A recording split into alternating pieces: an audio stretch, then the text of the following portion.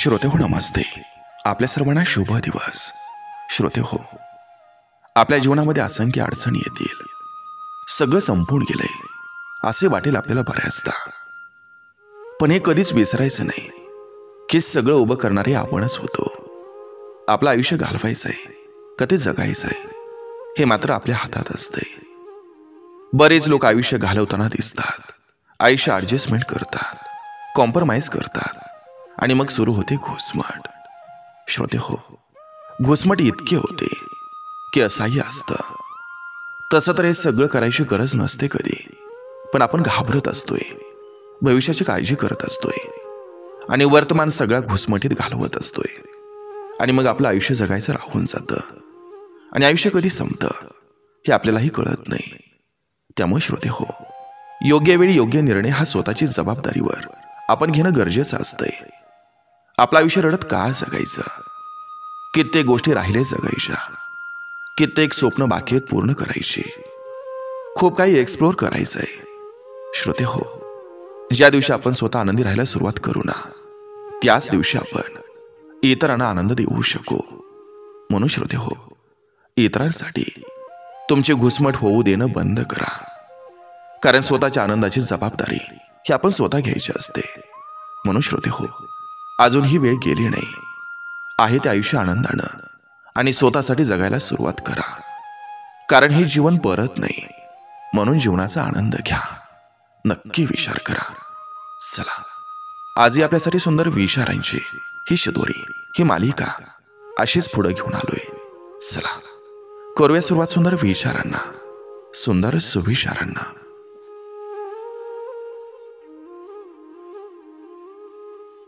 ज्यांच्यासाठी आपण रडतो नेहमी तीच माणसं आपली नसतात.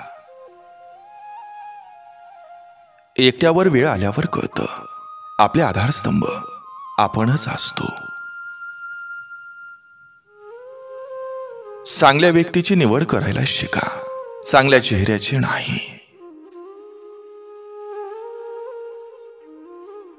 जी माणसं दुसऱ्याच्या चेहऱ्यावर आनंद निर्माण करण्याची क्षमता ठेवतात, ईश्वर त्यांच्या चेहऱ्यावरचा आनंद हा कधीच कमी होऊ देत नाही.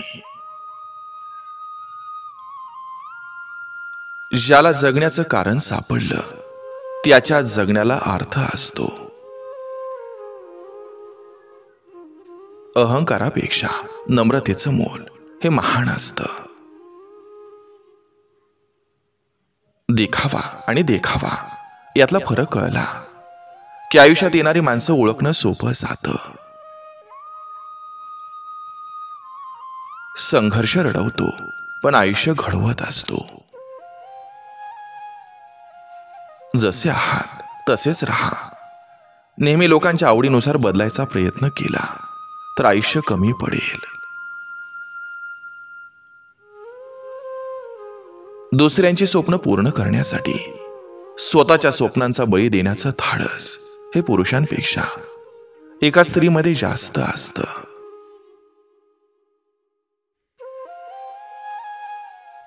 डोळ्यातलं अश्रू डोळ्यात जिरवण्याची ताकद फक्त बापाकडे असते. मंत्र म्हणणाऱ्या ओठांपेक्षा सेवा करणारे हात हे जास्त पवित्र असतात. जीवनात आनंदी राहायचं असेल तर वास्तव स्वीकारायला शिका. एखाद्यासाठी जास्त करता नाही आलं तरी चालेल, पण जेवढं करता येईल तेवढं नक्की करावं. आयुष्य हे उपभोगण्यासाठी असतं, सहन करण्यासाठी नाही.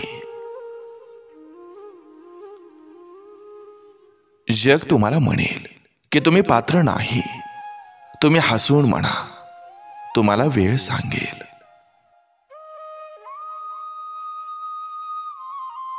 तुम्ही कधी पडलात तर स्वतःच उठा.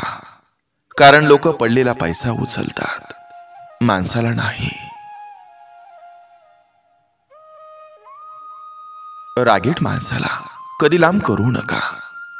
कारण तो जेवढं प्रेम करतो दुसरं कोणीच करू शकत नाही.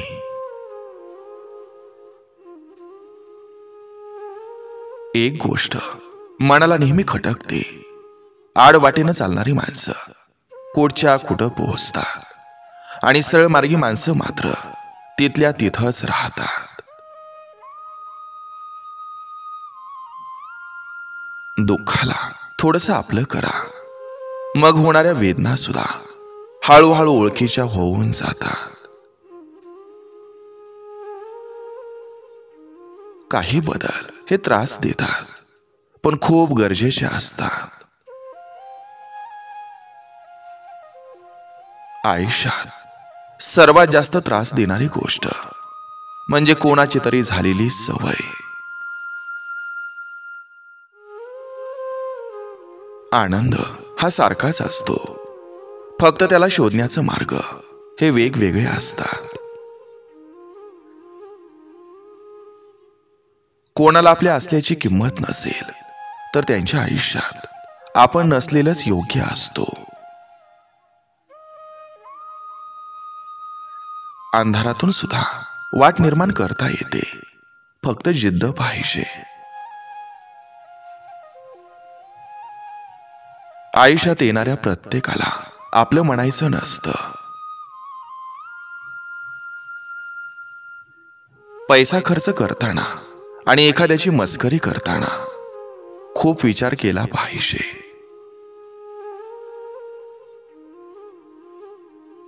मोहानं जवळ येणं सोपं असतं, पण प्रेमानं टिकवणं कठीण असतं. आयुष्याचे मार्ग तेव्हा सोपे वाटायला लागतात जेव्हा आपला जोडीदार समजवण्यापेक्षा समजून घेतो.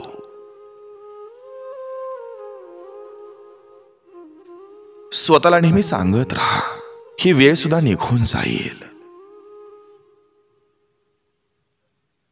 दोघांमधलं भांडण हे दोघातच ठेवत जा, कारण इतरांना सांगितलं की त्याचा तमाशा होतो. समोरच्याला आपण जेव्हा वरचढ वाटतो तेव्हा वार हे पाठीमागूनच होतात. तुम्ही कितीही महान असू द्या, पण जर तुम्ही चुकीच्या ठिकाणी उभे असाल तर तुमची किंमत ही नेहमी कमीच आखली जाईल.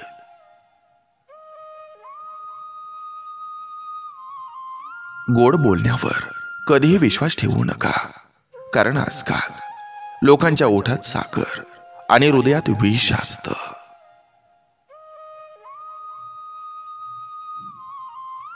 ज्ञान पचलं तर त्याची वृत्ती होते आणि नाही पचलं तर त्याचा अहंकार होतो. आपल्या सुखाची व्याख्या ही आपण स्वतःच ठरवायची असते. दुसऱ्याकडे काय आहे हे पाहून सुखाची स्पर्धा केली तर आयुष्यभर दुःखच पदरी पडेल.